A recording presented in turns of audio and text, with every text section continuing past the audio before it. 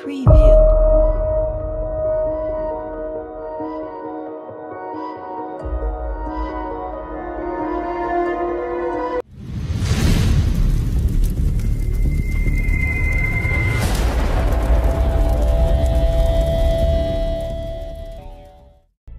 I am convinced, based on my research and the individuals whom I've had contact in the U.S. intelligence community, that the U.S. government does indeed have craft that meet the description of many of the UFO reports.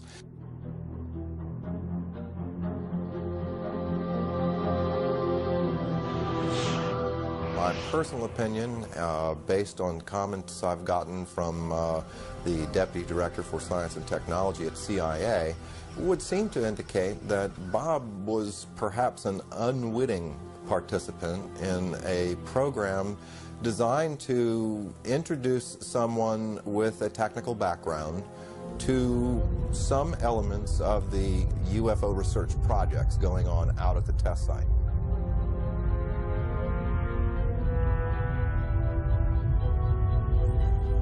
I have no doubts that Lazar actually was in a place where top secret investigations were going on. I'm not sure about all the details that have emerged from his account, but he certainly gives me the impression that he was actually there. Do I believe Bob Lazar? My answer to that is yes. And heck, it's going on 8 years that I've known him. His story has never changed. He wasn't in it for the publicity. He surely wasn't in it for the money. He lost everything he had. I believe he's totally sincere.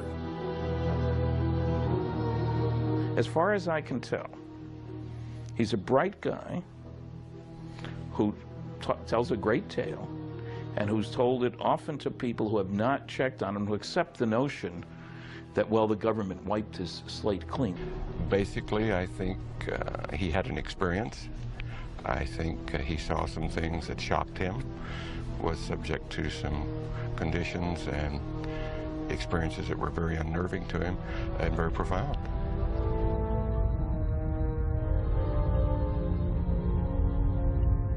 He said, you would love to see what's out there because it's like beyond science fiction. He said, and I wish I could talk to you about it, but I can't. And that's as close as he ever got to telling me anything that happened out there. You'll find many people who have seen these discs. Question is, where do they come from? Bob Lazar may be one of the few people who can tell us that they're from somewhere else. I've no doubt that there's a relatively small number of people within the intelligence, military intelligence and scientific and technical intelligence community who are aware of what's going on, and an even smaller group who are actually organizing top secret research into this phenomenon.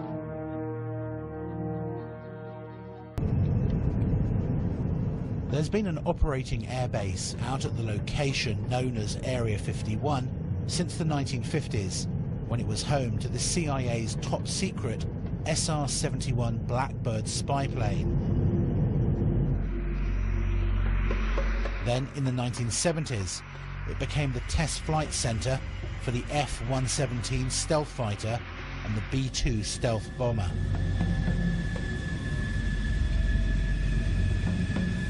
It's fairly public knowledge that we have a super secret facility in the mountains in northern Nevada, referred to as Groom Lake, Area 51 of the Nellis Air Force Base test range.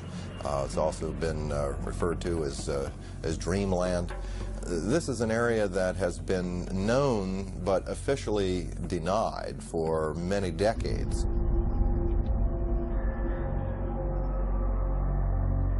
All of our super secret aircraft have been developed and test flown out in this particular area. So it only makes sense that if you have something as sophisticated as a flying saucer and the related technology to that, that would certainly be one of the prime locations you'd want to go.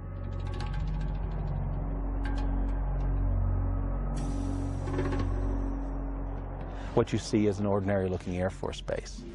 It's nothing to write home about, but because the government won't talk about it, everyone wants to see it. The military has never said there are no UFOs. It's never directly denied any of the Area 51 stories. It would have been so simple when these claims came out, these Papoose Lake claims, for the military to simply say, look, we have nothing there. They could take a few reporters to this area and show them, nothing there. The military hasn't done it. The military has stonewalled. It has remained silent. And that's the most damning thing that they can do. Area 51 to this day is not acknowledged. That is to say, the Air Force does not admit that it exists. This status has been maintained very carefully, particularly in the last few years. The puzzle is that the base has clearly been very active for quite a while, and you can see that there are about 700 to 1,000 people traveling from Las Vegas every day. So essentially the bulk of what has gone on there in the last 10 years has not emerged from the black. This airplane was, the program was terminated. The airplanes were put in mothballs for 20 years before they admitted the existence of the aircraft. There's programs that they're working on today that are 50 years ahead of anything that you and I can even conceive of, and that we may never, may never see the light of day. Would you say it's America's most top secret military base? As far as an operational test facility, it's probably the most secret test facility in the free world, yes. So there is no question that the facility is there, that the government has said very little in the past about it. Now, the real question, I suppose, is, are there any flying saucers out there?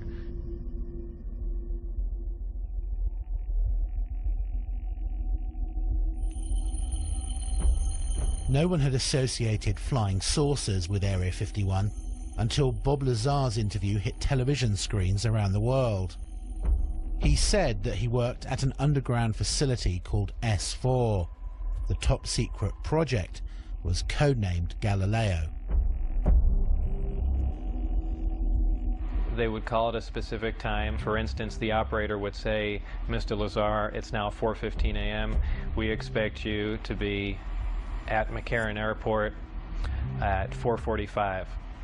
Your plane will be leaving at such and such time. I'd drive there, check in, board the plane, and the plane would fly out to Groom Lake.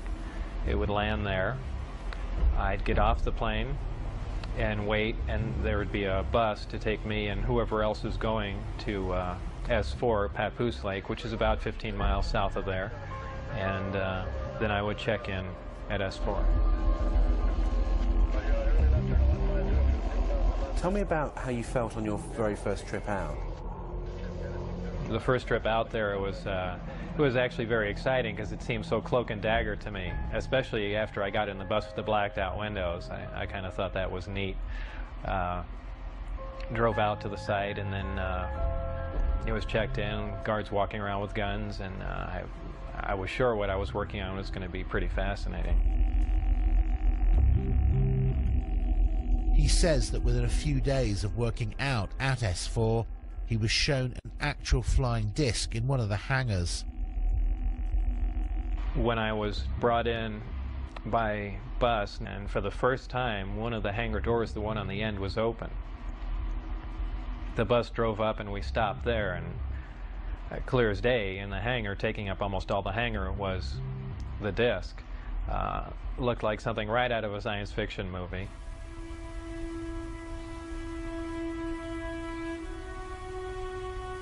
And as I walked in there, I thought, well, this is the new advanced aircraft we've been working on, and this is why people keep seeing flying saucers, because it's ours, and we've just been testing it, probably for all these years. And what color and size was it? It was a dull stainless steel, pewter gray, very unimpressive color-wise. About 52.8 feet in diameter and about 16 feet high. So was it actually a recovered craft that you were working on, or was it one that scientists had built as a mock-up of a recovered craft? Well, whether it was recovered, given, or what, it was not built as a mock-up. It was an alien craft built on another world. There was absolutely no doubt about that. Lazar claims that he was one of only 22 people who had something called majestic clearance to work on the craft itself. The whole aim of the project was to take these craft, or the one in particular that I was working on, and try and duplicate its systems and subsystems with earthly materials. The work that I did basically entailed back engineering the power and propulsion system, and I opted to start with the power, the reactor that ran the craft.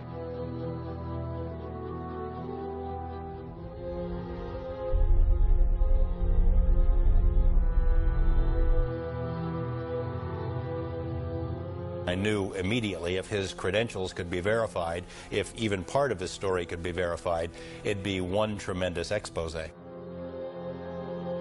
George Knapp was a long-standing TV reporter. He'd heard enough of the UFO rumors over the years to appreciate how big a scoop this could be if Lazar was telling the truth. He gave me information about his background, educational background and employment background. I started with his claim to have worked at Los Alamos Lab. We went to Los Alamos and got nothing even close to cooperation. They wouldn't respond to our phone calls. They say, we have no information on Bob Lazar. There's nothing in the files. I said, are you sure now? No, nothing in the files. I showed them the phone book entry that Bob had kept that said he was there. I showed him the newspaper article that showed that he was there. Basically, Los Alamos Lab tried to thwart me at every step. Were completely uncooperative in trying to get information about Bob, and I found that to be the case at every step of the way in trying to verify his background. Thursday, 12:37 p.m. Former NASA mission specialist Bob Exler had heard about Area 51 and Groom Lake when he worked on the Apollo and Space Shuttle projects. He was intrigued by Lazar's claims and started to investigate. I did a variety of research relative to Bob Lazar. I actually met him. I obtained a copy of his what they call a W-2 form, which is one of the IRS documents associated with pay. His particular form indicated that he worked for the U.S. Department of Naval Intelligence. They informed me that it was a genuine document. It was not something that had been fabricated. There were a variety of numbers, contract numbers and so forth issued on the document, which I was able to research, again finding that these were highly classified numbers. In fact, Internal Revenue Service ran into a brick wall when it came to trying to track down the actual employer associated with the document. And then again, with the Social Security Administration, we found that Bob Lazar's records had in fact been bleached clean. There was nothing there, in spite of the fact that the document clearly indicated that Social Security taxes had been taken out of his pay.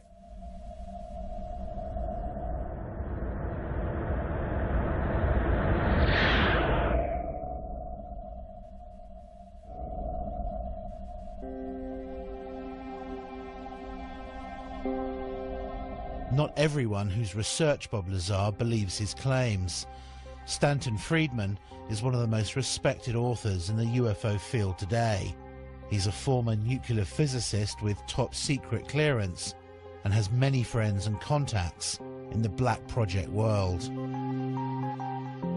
I've looked at considerable depth into Bob Lazar's claims, both about himself and about propulsion system, because they're fairly elaborate claims. I've talked to the schools that he claims to have received degrees from. I've checked on his high school record. I talked to Los Alamos Lab, where he was supposedly a scientist and so forth. I have come up totally empty. Now, when a guy lies like that, you get very wary. And, you know, it has all the trimmings, his story, of a Walter Mitty story. Somebody in his imagination was, you know, stronger, brighter, faster than anybody else. I don't doubt that he did some work at Los Alamos and other places. He's clever. He drives a jet-powered car, fixes radiation detectors. So he may have performed some service, but I can find no reason to think that he worked out there on a flying saucer. I mean, I had to wonder whether this guy was making this stuff up, but then I see the phone book and I see the newspaper article, and I talked to people who worked with Bob at the lab and who said, in fact, that he did work on classified projects, yet no one can find any records of his background. The people that I worked with, colleagues, the people I went to school with, obviously knew I was there, and people at Los Alamos, I was friends with, and people that worked under me and alongside of me knew I was there and, you know, cooperate what was going on, but, you know, officially, it's very difficult to get information for the people in charge. To further prove his claims, Lazar agreed to take a polygraph test, which he passed. The thing that is interesting about polygraph is that if you're embellishing or if you don't completely believe what you're saying, it is very, very easy to detect.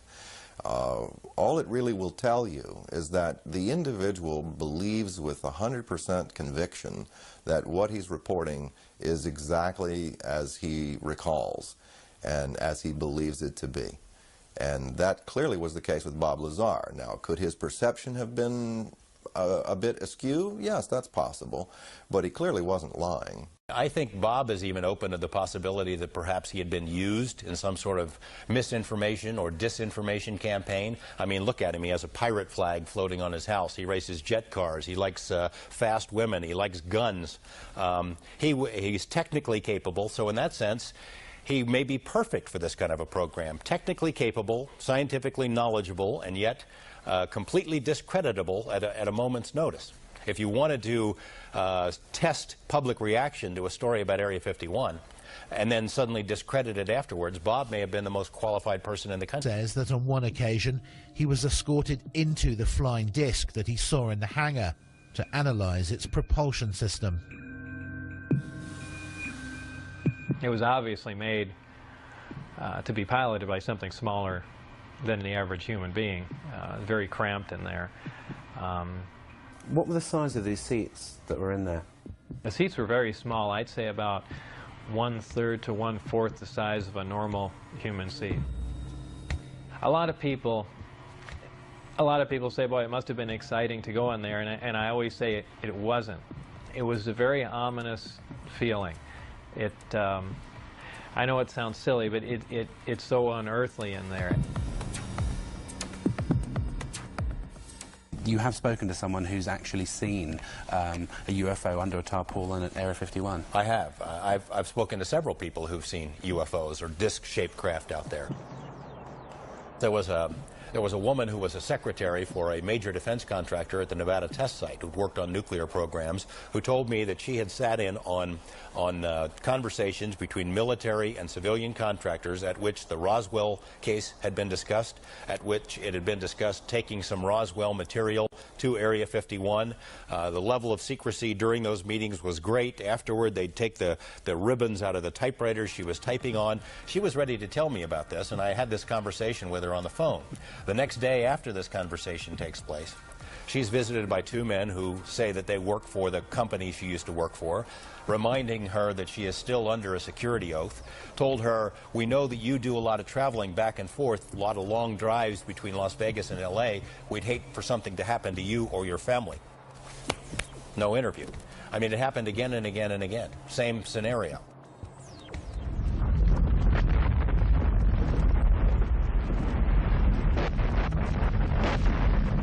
Lazar says that in addition to being shown inside the disc, he actually saw it take off from the lake bed.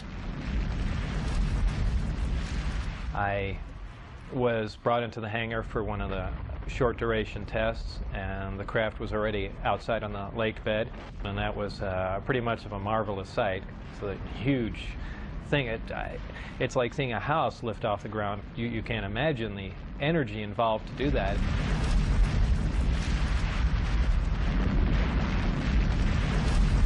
Because of the extremely high energy output and the fact that the outside of the craft is used as a conductor, that does ionize the air.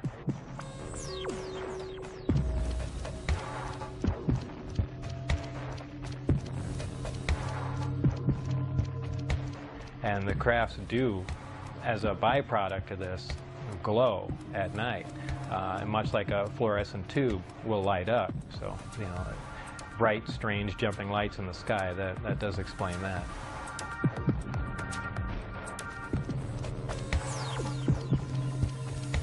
Would you categorically say there is no way that humans could have built the craft that you saw?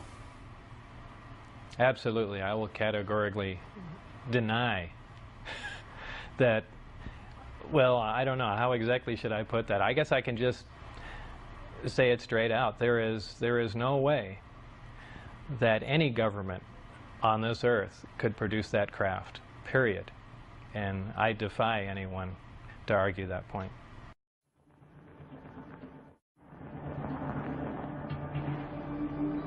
One of the big questions that's hung over this whole story is whether Lazar saw a man-made flying disc and not an alien spacecraft. A lot of these craft which are being developed in secrecy in the United States are tested at night, and one can imagine that seen through kind of half-closed eyes, something like an F-117 stealth fighter or a B-2 bomber, side-on or front-on, would look remarkably like, say, a flying saucer or a UFO.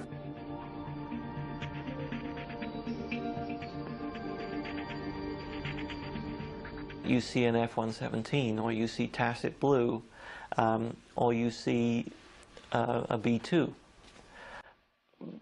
Particularly if you see it from some fairly unusual angle, you're going to have a very hard time relating that to conventional aircraft.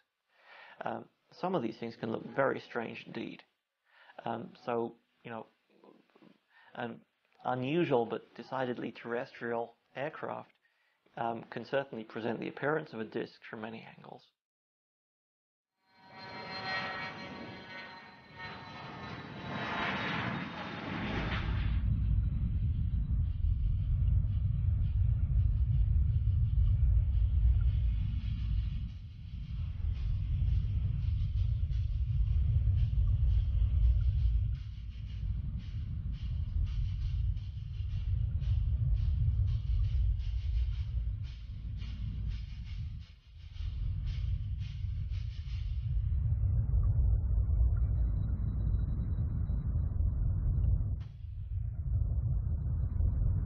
I think for anyone who's been out into the western United States and seen the kind of place it is and let their imaginations run riot a bit, it is possible to imagine in these vast test areas technologies which are highly exotic, highly revolutionary, and would change the way we feel about science today. However, to say that that is alien science derived from beyond this world, I think is something which is just, it is unbelievable. It's too much to absorb.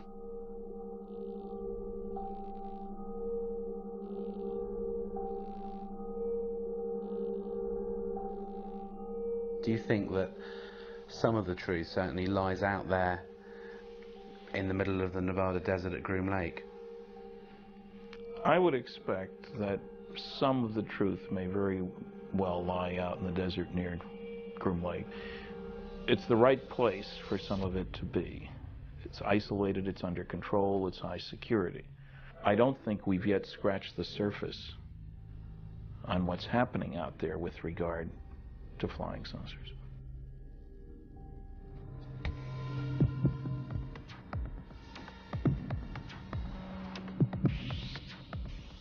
According to Lazar, the craft that they were secretly testing out in the desert at night used an exotic anti-gravity propulsion system.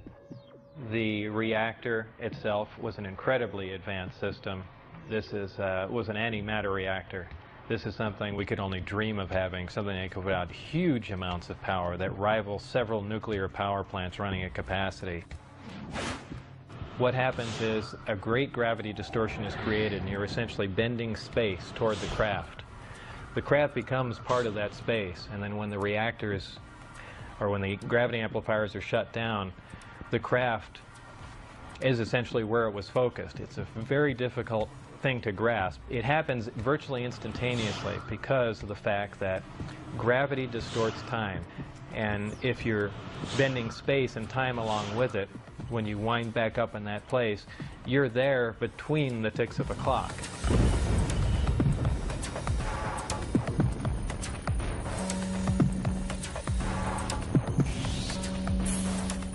Looking at nighttime video films out in the test site area, we've seen video of craft that were luminous, that would move across the sky as if it was skipping a stone across water, or sort of a sewing machine effect. What we see across the screen are a series of lights, of dashes of light, as the object moves from point A to point B.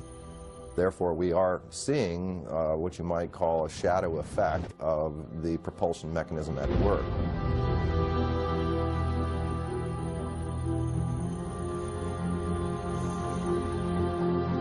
Bob Lazar is not the only person who's come forward and claimed to have worked out at the base on flying discs. Former US Marines test pilot Bill Uhouse worked out at Groom Lake and other top-secret locations for more than 40 years, working for the Pentagon and civilian contractors on a variety of highly classified projects, including, he says, a flying disc recovered from a crash in Kingman, Arizona in May 1953. He said that he'd been cleared to do this interview and to discuss certain information, but asked us not to show his face. What were you actually working on out there? One of the things I worked on was a flying disc simulator. It was designed in New Mexico by a separate staff that built it in parallel with the actual craft that they had intended to fly. The purpose of the simulator was to train pilots to fly this strange-looking craft. The simulator was a 10-meter round disc. The skin was made of boron composite material, not unlike that you see on the F-117. How did you know how to build the simulator? There weren't any plans. The plans were generated as we constructed it. And there was a process there that took quite a while for us to even understand the concept way back in the 50s. Uhouse says that Lazar did work at Area 51. I think Bob is saying exactly what he knows, and I know a little bit about Bob from a different standpoint than a lot of the people know and what's been written about him, but Bob Lazar is not lying as far as his place and position and the activity he was involved with at the time, although some of it, he couldn't recall, but there's a lot of reasons why Bob was hired, number one. Here's the thing. Take a guy like Bob, send him out there, somebody said, aliens, blah, blah, blah, blah, blah. All of a sudden you're thinking about 9 alien crafts. They may have not been 9 alien crafts. Bravo 7014, contact departure, good day. Do you believe that the government has recovered alien spacecraft? I have no doubts whatsoever that the United States has actually recovered a number of extraterrestrial vehicles. And what do they do with them? I think that since 1947, there have been efforts to try and duplicate the technology, what is referred to as reverse engineering. And I don't know how far they've got, but some reports indicate that we've actually been test flying within a limited area actual alien vehicles or terrestrial vehicles, United States vehicles which have been made using alien technology. Could these not just be military aircraft? Well, I think it's quite possible some of them are military aircraft. I've heard from very reliable sources, including a leading specialist on unmanned aerial vehicles, that we have developed some disc-shaped platforms for aerial reconnaissance, some quite small, maybe some larger, which are being utilized by the Americans and have been built by the Americans. That's 6389 Delta, Las Vegas Tower, runway 1 on a left taxi into position and hold traffic crossing downfield. Thank you, sir. 89 Delta. Was it a hard secret to keep? It was a virtually impossible secret to keep, but I did play by the rules, and it caused a lot of problems. It caused problems in my family life. I mean, imagine being married at the time, and you know, you get a call, you know, perhaps at night, and a strange voice on the phone. Okay, you disappear, you can't tell your wife who it was on the phone, where you're going, and you come back, you know, sometime early in the morning. I mean, what is she going to think? Unaware of where he was going every day and being absent from home for long periods, Bob's relationship with his wife had deteriorated badly. This was seen as a potential security risk out at the base. My wife was having an affair with someone else, so they viewed that as a potential emotional instability, and they no longer wanted me coming out until things were cleared up, either for it, you know, it to break up or heal or whatever. But they, that's what put the brakes on everything there. And did they then stop calling you? Did you get very frustrated about that? Yeah, then I began to wonder, boy, now they've given me all this information and everything's come to a dead stop. What's going on? And that's when I began to be concerned, and then that's when I said, you know, now it's becoming important that some other people know what was going on. As the silence turned from days to weeks, he finally decided to tell his wife and closest friends just what he'd been doing. Were you aware of the security implications? I was quite aware of what could happen, but I was also aware that these guys would go to any extent to keep their secret, and certainly not have someone that was on the inside running around. And I didn't think it was beyond them at all to make me disappear. Whether I mean, who knows? I know it sounds more like a movie, but I didn't think it was beyond their capability to kill me, just to stop the word from getting out.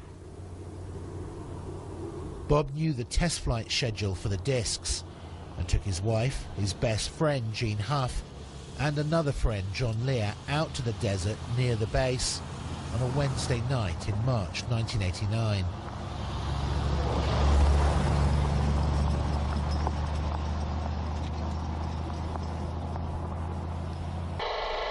Huh, it started coming in too.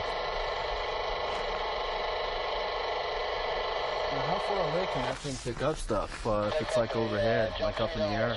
Overhead, 300 miles. Jeez. So it could be any one of these guys. Yeah. Yeah. Well, that sounds military to me. Yeah, yeah. I bet you that's what this is. We got. Oh. You see that? Whoa. Yeah. What was that? Did you see that light just come on over there? I was looking right at it. Yeah. Here, let me check it out. Well, that was a shooting star. Right above it was a meteor too. No, there's a steady light. No, it's a steady light that just came on. Any kind of. No, this one right over the range here. It wasn't there, and then I was looking right there, and it blinked on. That's very bright. That's brighter than a star. Yeah.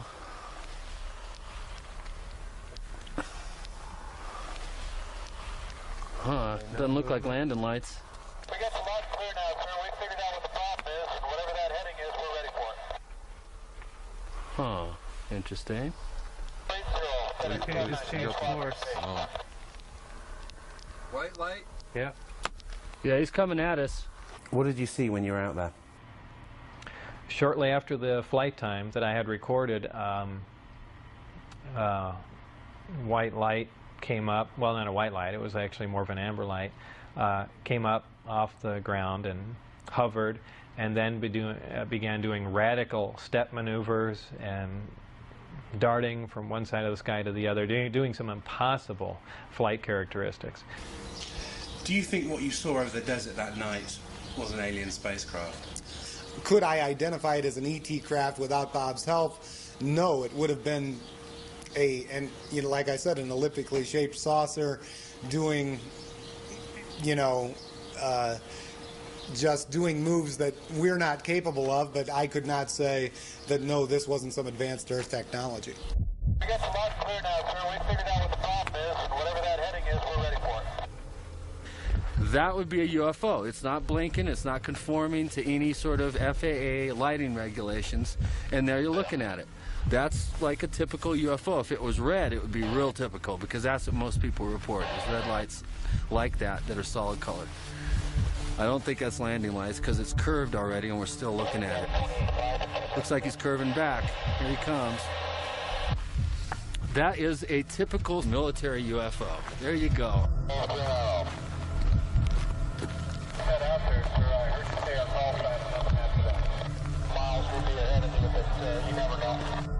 This small group went back to see 2 more Wednesday night flight tests, but on the 3rd trip they were spotted, caught and arrested.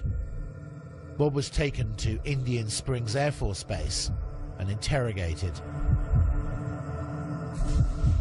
That interrogation was about as intense as you can possibly get, right stopping short of shooting me in the head.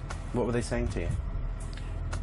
Everything up to and including that, you know, we can absolutely kill you right now and there'd be no one looking for you at all. And I mean, everything. They threatened my wife. They threatened to kill my wife. They said they'd stop at nothing. They said they thought they made that very clear. They couldn't believe that I had taken anyone out there to show them that, much less left with information like the flight test data, and wanted to know what else I had said, who else I had told specifically. They were crazy. They really were. They were completely out of control.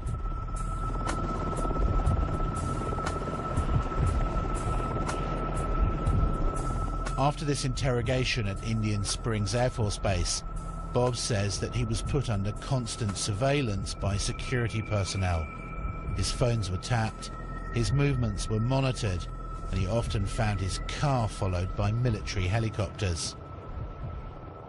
Worried about what might happen to him and angry about how he was being treated, he decided to hit back and approached a local TV station about an interview. I thought if I did an interview in silhouette, it would be kind of pushing back a bit, or say, you guys stop, and not saying too much, but just saying enough just to let them know that I am pushing back a bit and then lay off, or, you know, it's going to get worse. It was really the only thing I could do. Did you get any calls from the military or from former workers to say, what the hell are you doing? Right after the interview aired, Dennis Mariani, who was my supervisor, called, and you know, all he said was, do you have any idea what we're going to do to you now? And that was the end of the phone call. That was the last, well, really second to last communication I had with him. And, you know, then I decided, well, you know, that's it. And really just said everything that I had seen and done, and just wanted to divorce the entire situation.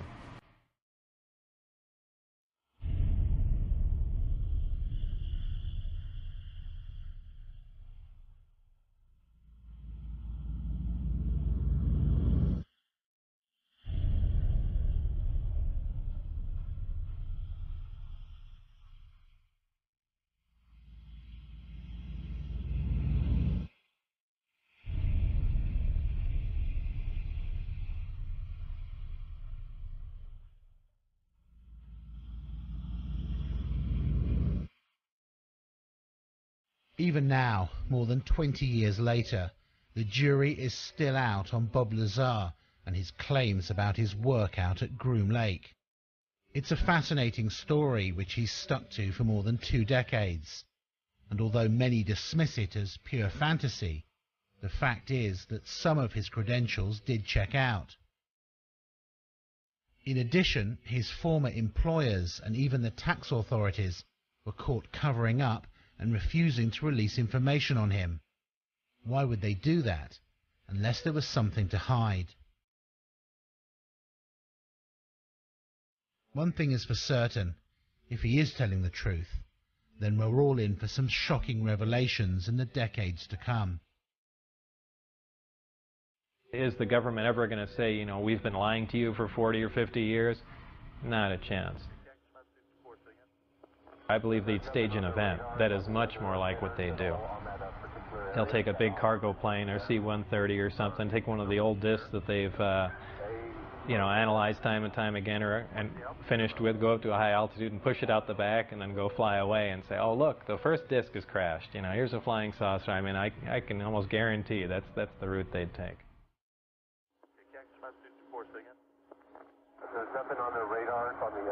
Certainly there are a lot of questions about Bob's background that have not been satisfactorily answered. But there's too much that Bob knows, I think, that couldn't be explained any other way. He knows about the layout of the base. He knew about people who were involved in security checks. He knew when and where the test flights were going to take place because he took people out there 3 weeks in a row and they videotaped the tests. How did he know this stuff if he, in fact, did not have some kind of inside knowledge? Do you think he'd make a good conduit of information? I mean, essentially a patsy. Yes, I do. I think it's quite likely that Lazar was set up, perhaps to knowing that he would give out this information. It's likely to be a very long time before we discover what is actually being done out at Groom Lake now. They seem to wait anything from 15 to 20 years or more after something has been retired before they acknowledge its existence. This airplane was built, designed almost 40 years ago. 40 years before that, the hottest thing flying was a Seversky P-35. 40 years before that, it was a balloon. So the technology has not stood still. So there's a very good possibility that we are looking at man-made transportation for the 21st century. It's been so hopelessly polluted that I'm not sure we will ever get to the bottom of this story, and that's sad. I suspect that whatever was out there, discs, alien or not, had now been moved to some other location, and we may never find them again. There might have been reason 40 years ago to believe that people couldn't handle the idea of alien visitation. I don't think that's true anymore. I think we're far more sophisticated now. Do you regret having screwed up at S4 and taking your friends there and blowing your security cover because you could still be working on UFOs today? Yes and no. Yes, at times I'd like to be able to go back in time and played along with the game and not have done anything, and perhaps to this day still be working on them, because I did feel privileged and it was fascinating work once you can get around all the you know, oppressive military security, and you know, maybe we would have stumbled on something, and yeah, it would have been fascinating.